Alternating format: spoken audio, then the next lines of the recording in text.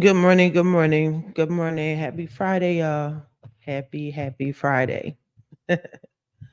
Yes, I'm doing another one of my random lives. It's Friday. I'm feeling pretty decent. Got my forehead out today. That's right. Forehead out and shining. Yeah, but I'm not gonna keep y'all long. I already know what the analytics looks like around this time. So I'm okay with that. I just want to say good morning.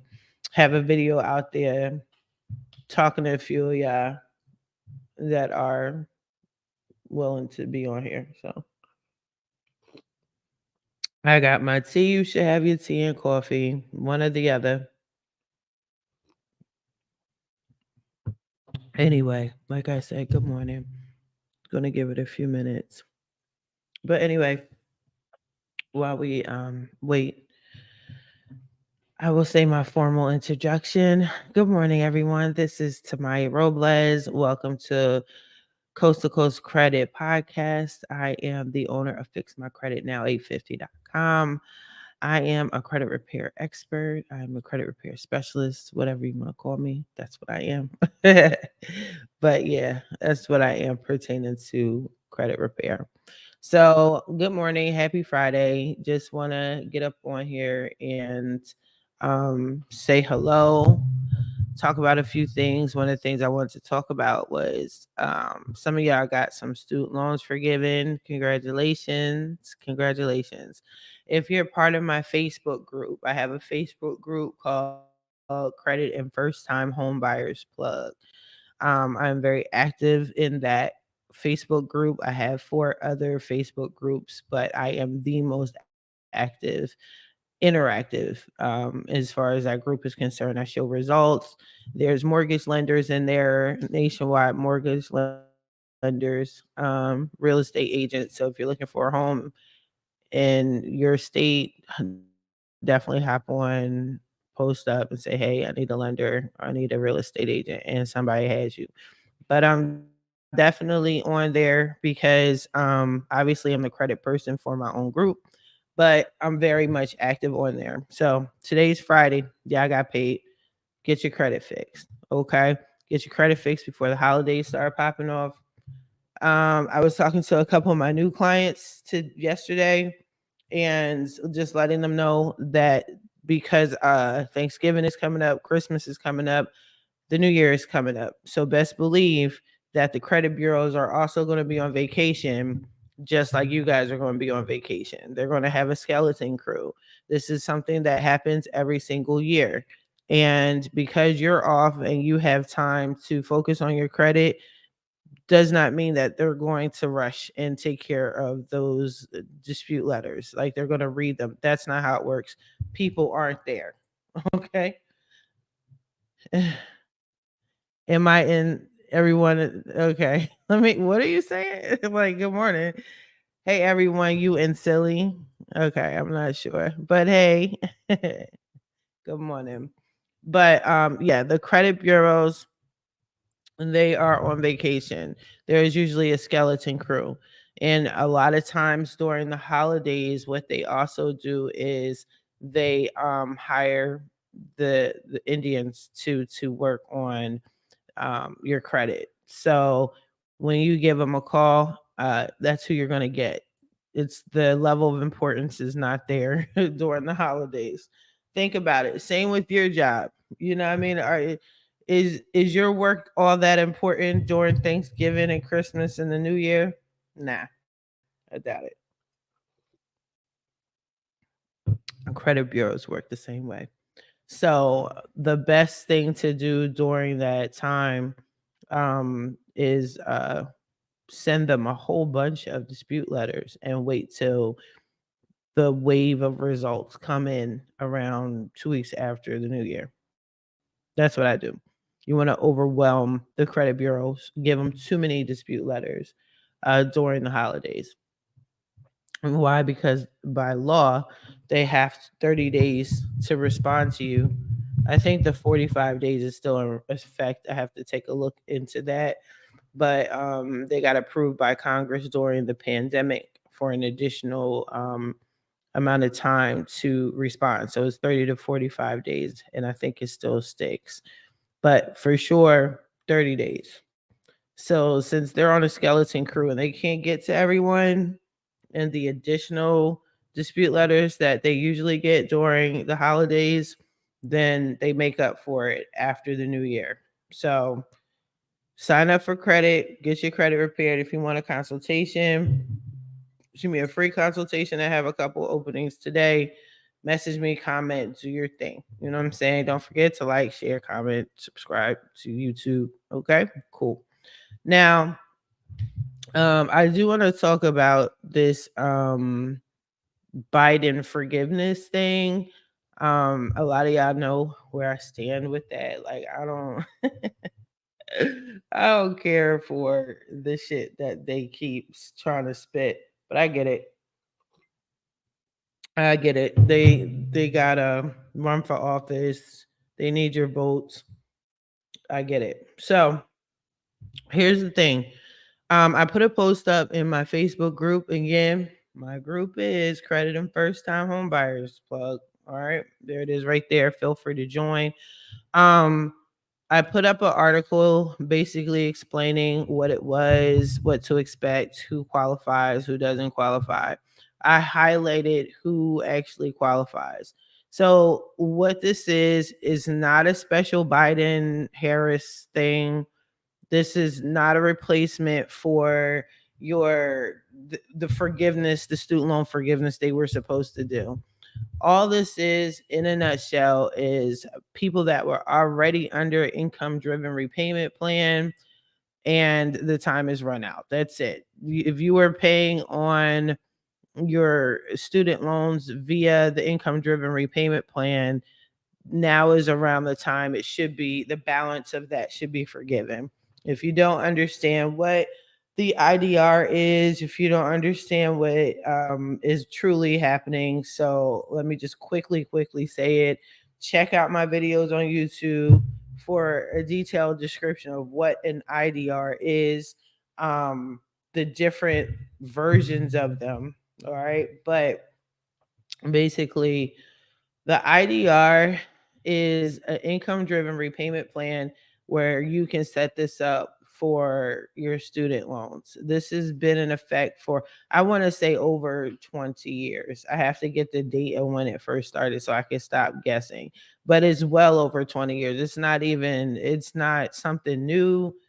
This is not something that Joe Biden created, Joe Biden thought up. It's nothing like that at all.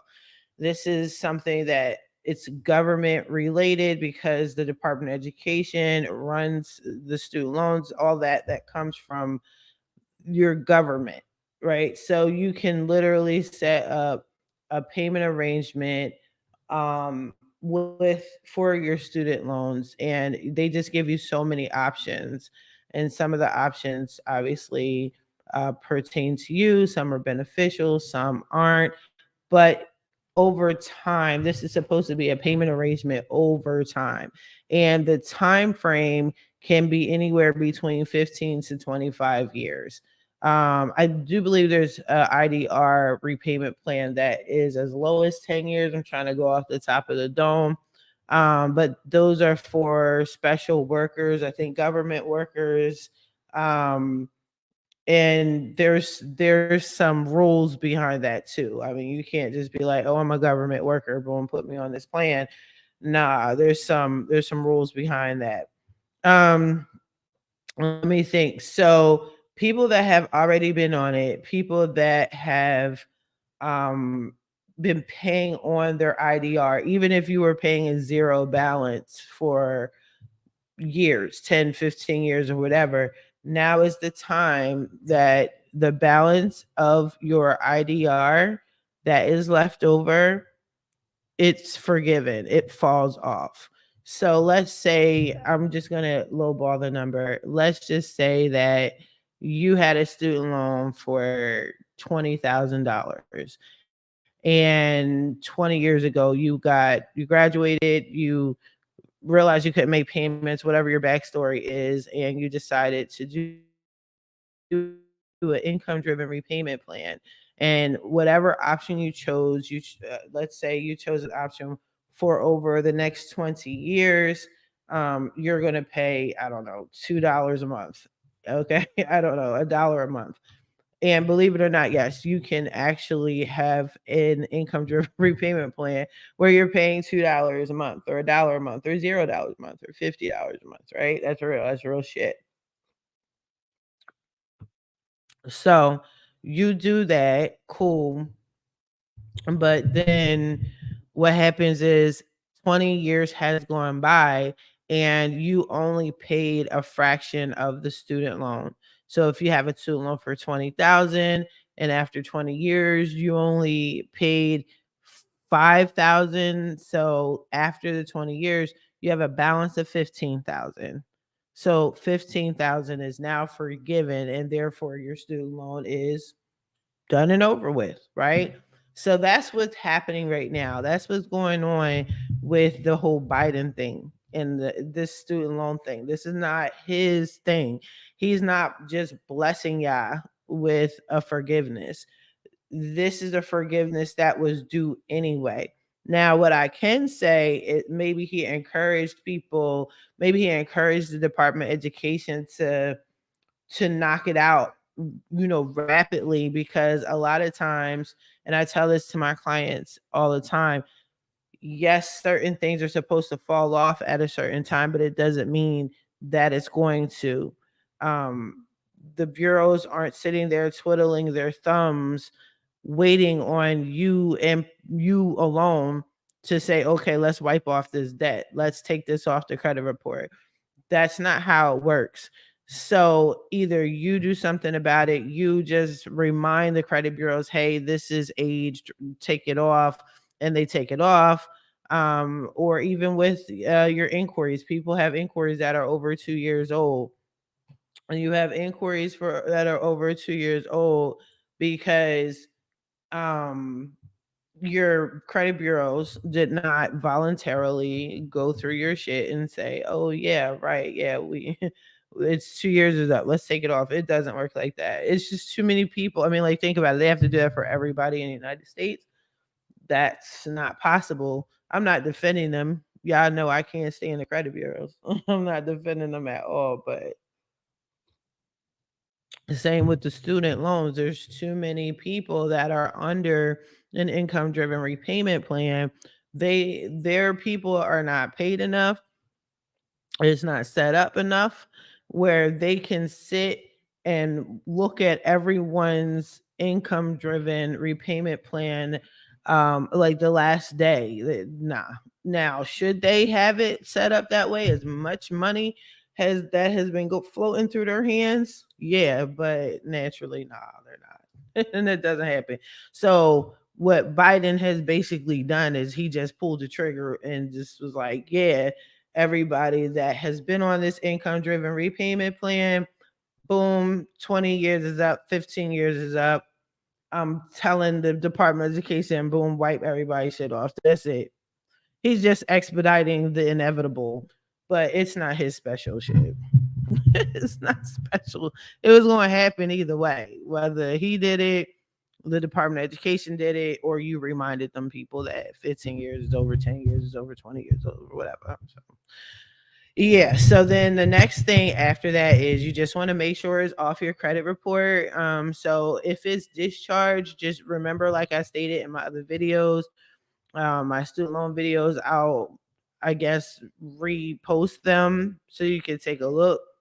But excuse me, when you the student loans and credit repair are two different situations here. Okay, two different situations. So even if you're on an income driven repayment plan, you need to have it reflect on your credit once you've been approved.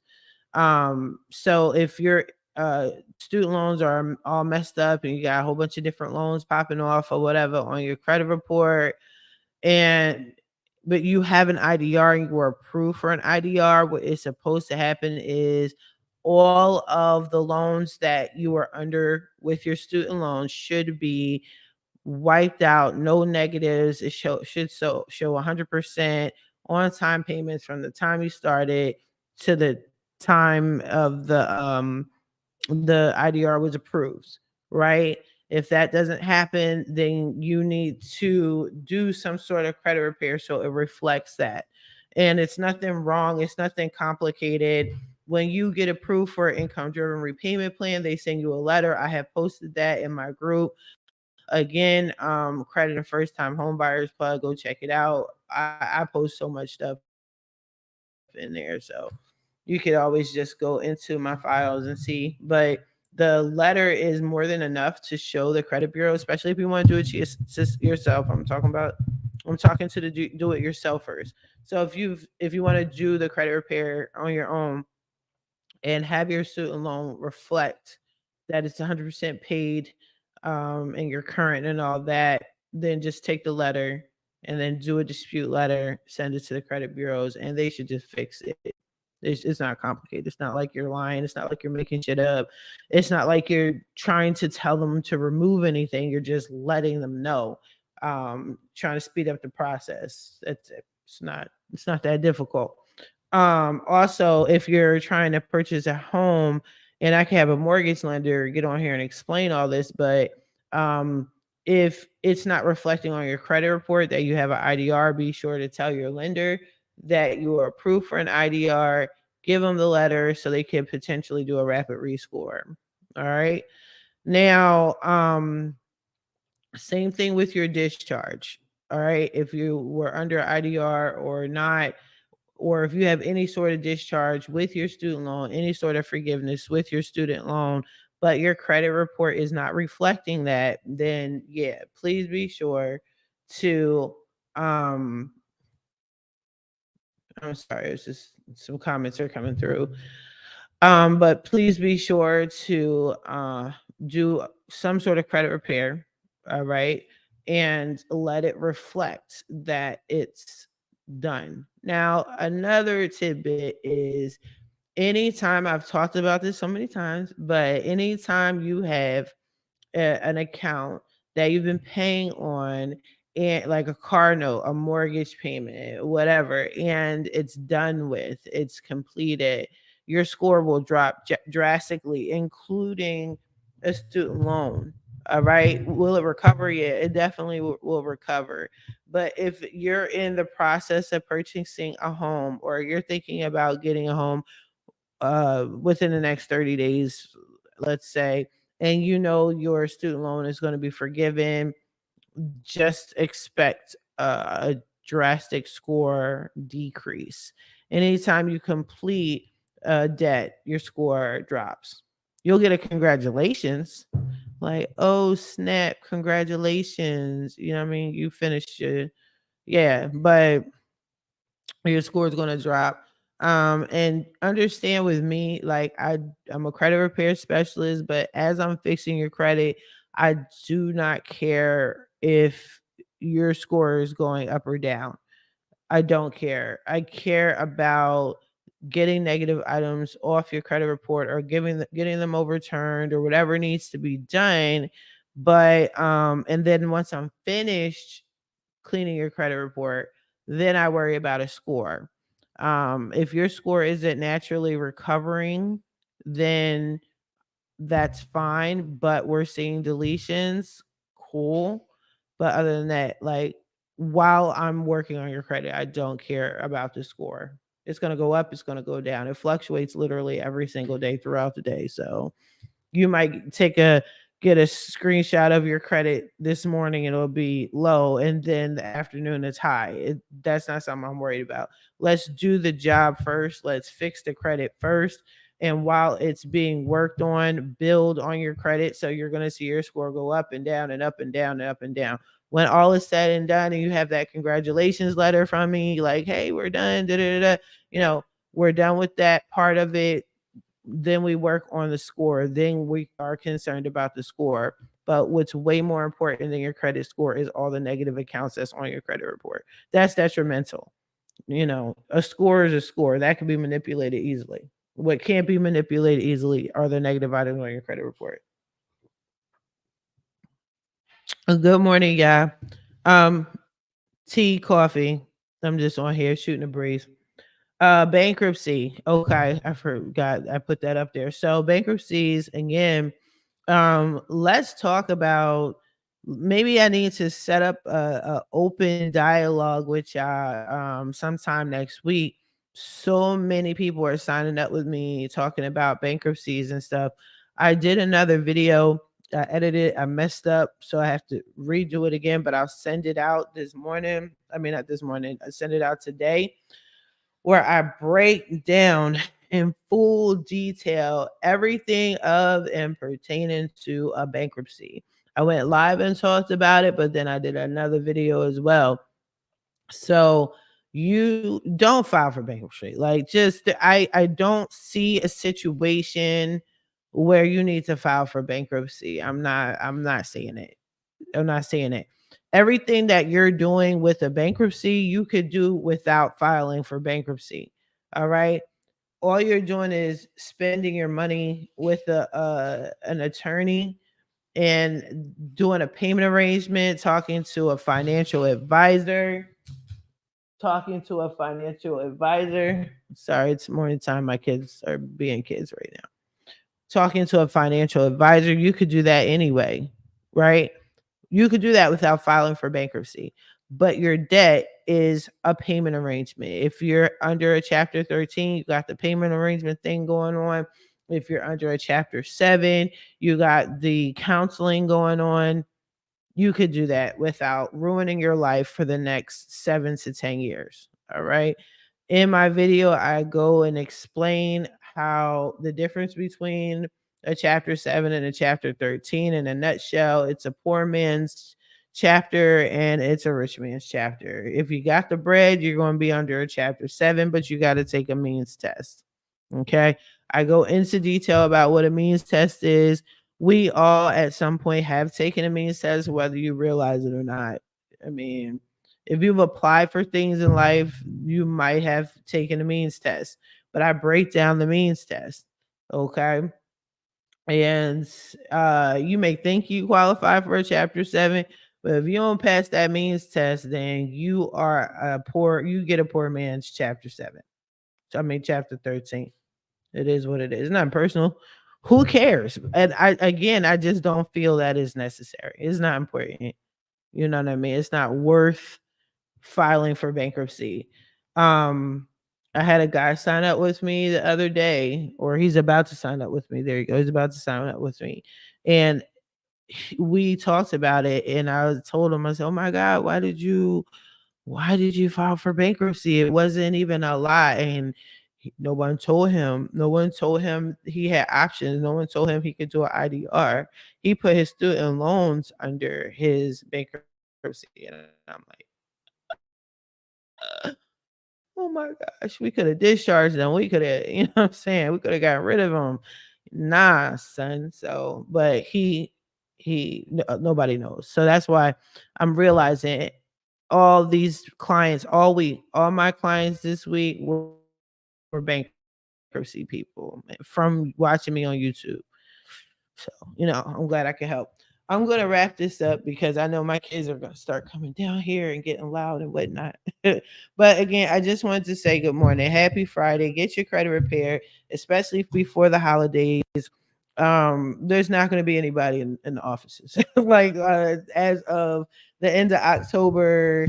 No, let me be realistic. The middle of November, from the middle of November until about a week after the new year, and credit bureaus are going to be practically empty. They're going to have a skeleton crew. They're going to hire India, or you'll hear more of India. I think they already work with India.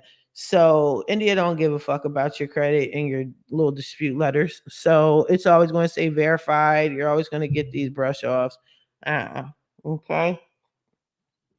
And now is the time to fix your credit. You can go to fix my credit now, a50.com.